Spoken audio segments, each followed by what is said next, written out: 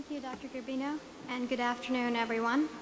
So I sat down to think about what I must discuss during this address.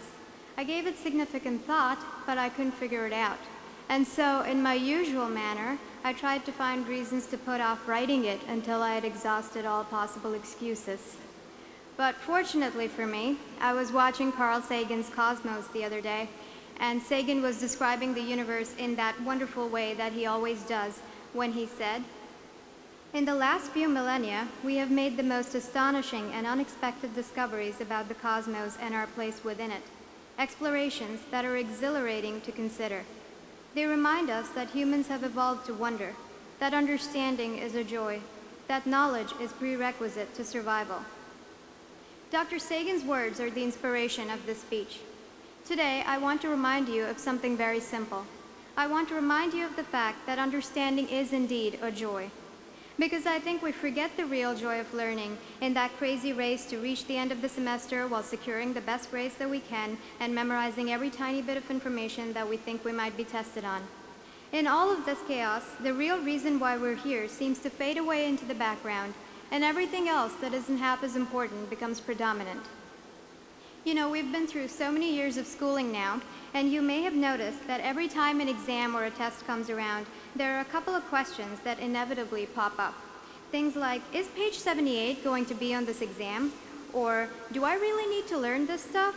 Or, how long is this lab, and is it going to be on the exam?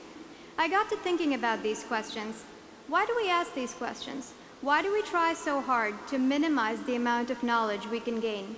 Have we forgotten what an epiphany feels like when all those disparate pieces of information that don't make sense suddenly fit together perfectly to paint a bright picture of truth that makes you smile?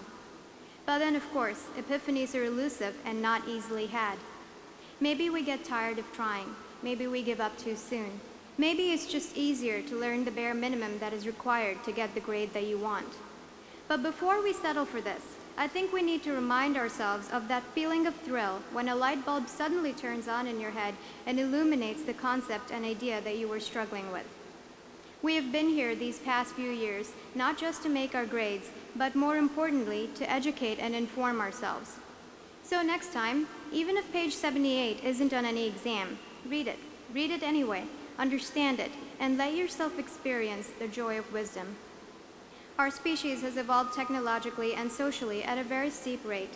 We have achieved monumental things because of the knowledge we have gained through our curiosity and our ability to wonder. Remember to cherish that curiosity. Remember to learn because you are curious and because it gives you joy, not for any other reason. Science offers so much to admire and so much more to wonder about. We should all keep that in mind as we move on to the next phase of our lives. We are all graduating today, and many of you may never go back to school again. But don't let this be the end of your education.